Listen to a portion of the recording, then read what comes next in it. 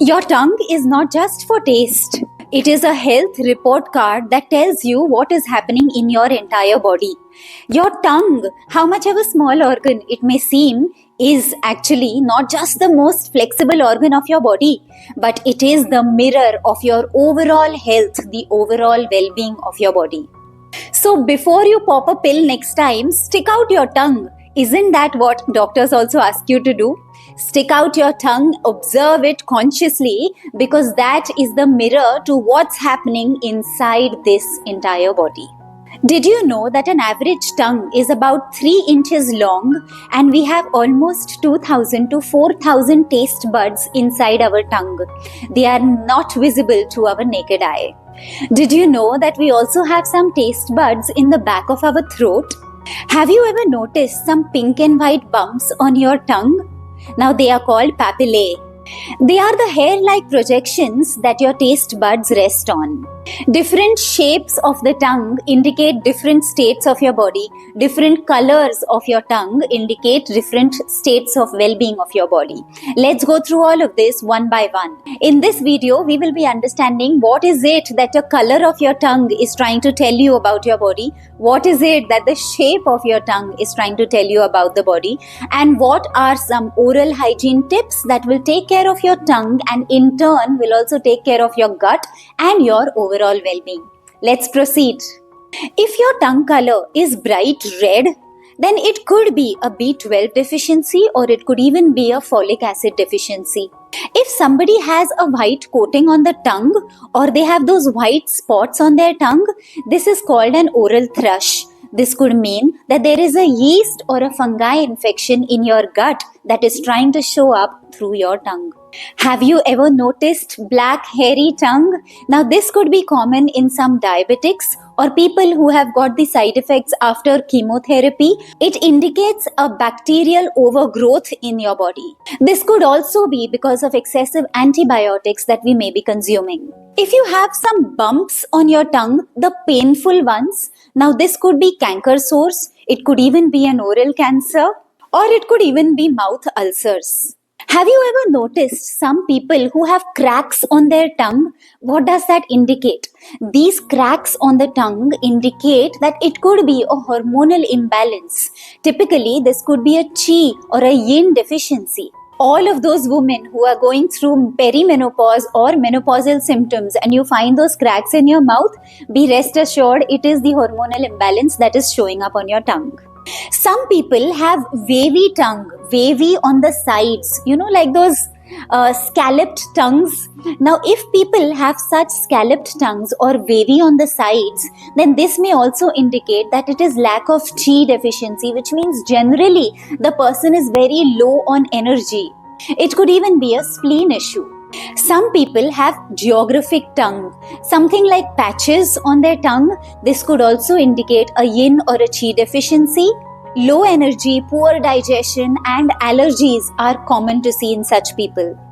But some people, instead of white, have a yellow coating on their tongue. Now, this yellow coating may indicate a very poor digestion and an acid reflux. So a lot of those people who feel acidic and that acid comes up in their mouth like that sour little thing, and that is your acid reflux. So when the reflux comes in and it becomes a pattern, it may show up as a yellow tongue. Now let's come to what are the tips and what is it that you can do very naturally from the comfort of your home to be able to take care of your oral hygiene, your tongue health and your gum health along with your tooth health.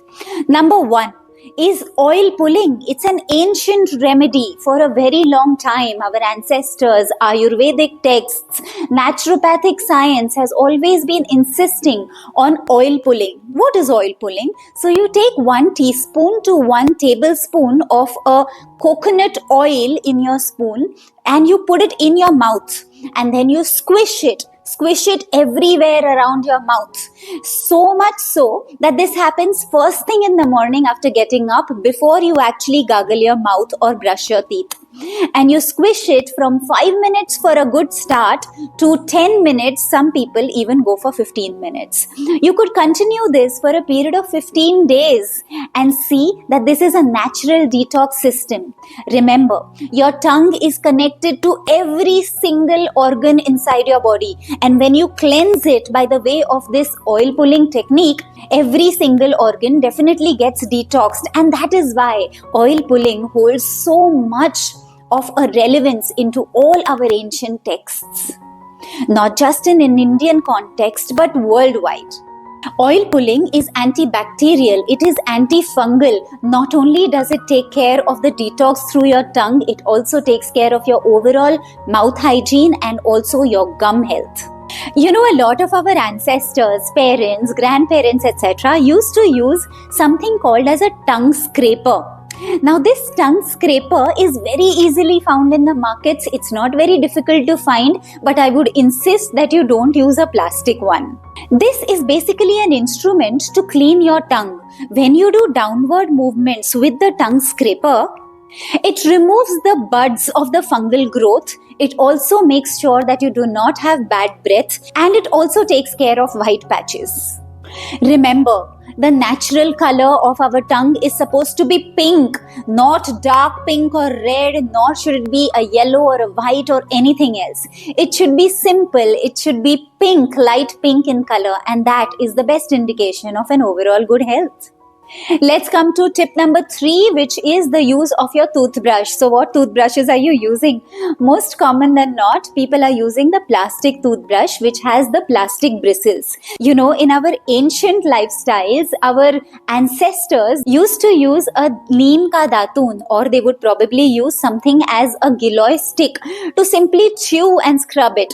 Of course, we cannot do it now because we have got a little civilized, but the difference that we can make to our toothbrushes is at least not put plastic into your mouth the first thing on waking up. You could choose a bamboo toothbrush. A lot of natural toothbrushes are in the market today, and they are not very expensive as well. If you have got a painful tooth or a painful gum, do you know what you could simply do? Is the use of long, which is also called cloves. So when you take a clove and you simply put it in your mouth and then you slightly chew it, don't make it into absolute a crush. You may just keep it in your mouth and sleep it overnight. In the morning, you just spit out that entire clove which comes out of your mouth and then rinse your mouth well. This takes care of a lot of infections when it comes to your gums. The other simpler thing that you could do if you don't want to put a clove and sleep in the night is just take some clove essential oil, 1 to 2 drops of clove essential oil applied to the gum or the area where it is paining, and sleep off. In the next morning, rinse your mouth, do some oil pulling, and you should be fine. Continue this for a few days and see the difference. Ancient remedies, natural remedies have a lot of scientific relevance to it, but we have just stopped trying them. So what do you do if you have bad breath? Now, a simple solution for bad breath can be take 1 drop of tea tree essential oil, take 1 drop of peppermint essential oil into half a cup of water and simply just squish with that water for a nice 1 to 2 minutes. Squish in every area of your mouth, and then you may just want to spit it out. Doing this regularly will definitely make sure that there is a detox, your tongue gets cleaned, and in the process of this squishing that you will do for 3 minutes, it actually pulls out a lot of toxins from your organs, helps in your gut cleansing and also your oral hygiene. Today, for the purpose of bad breath, a lot of products are available in the market as commercial mouthwashes. But what do these commercial mouthwashes actually have? They have mostly become irritants rather than really helping your condition. So they usually contain dye, they contain flavors, and they contain alcohol. So all of the 3 can be extremely irritating for a gut that is already inflamed, and that is what you don't want. Your natural remedies like a clove and a tea tree essential oil and your peppermint essential oil can be excellent mouthwashes. Your oil pulling can be an excellent mouthwash for you. And trust me, the results will be far greater, I promise that. I would insist that you don't use chewing gums, that you don't use candies, or even soda. Sugar can actually cause tooth decay. Did you know that they had done an experiment wherein a broken tooth was put up into a glass of Coke, and in just very little time, the tooth disappeared? What did it do? It actually dissolved the entire tooth. That is the power that Coca-Cola has. Isn't that scary? Before we close, let's understand that yes, there are a lot of ancient remedies and ancient wisdom that indicates that there is also a scientific relevance attached to these practices. But most importantly, there is always a spiritual lesson as well. Did you know that in Ayurvedic texts, the Charat Samhita and the Ashtang Hridaya insist on something called as the Jivha Pariksha, and this Jivha Pariksha is a part of the Nadi Pariksha that is extremely important for an Ayurvedic doctor. Our Ayurvedic texts say that the tip of the tongue indicates the health of your heart and your lungs. The middle of your tongue indicates the health of your stomach and your pancreas. And the back of your tongue indicates the health of your intestines and your kidneys. Ayurveda always says that when you use the tongue scraper, it removes the ama, which is the toxins. It helps in stimulating the digestive enzymes, and it also increases your taste perception of the food or the nutrition that you are consuming. What does Hatha Yoga Pradipika mention? So this Hatha Yoga Pradipika also mentions that there is something called as a Khechari Mudra. It is your tongue turned backwards into the nasopharynx. It controls your hunger and thirst, it stimulates your pituitary gland, it increases longevity, and is also extensively used for awakening the Kundalini, that means your ultimate consciousness. Bhagavad Gita also insists on moderation in your speech. How much do you speak and what do you speak? Even your Manusmriti and your Upanishads speak about your Vak Tapas, which is your speech discipline.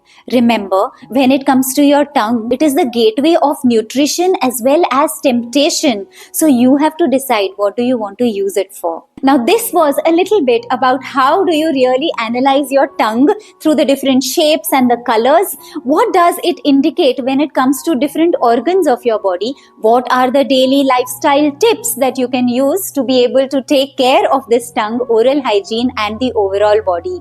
And also we ended up with the spiritual context. I hope this is helpful. I look forward to you liking, sharing and subscribing this video, and please mention your comments. I would love to reply. Till we meet again, Namaste.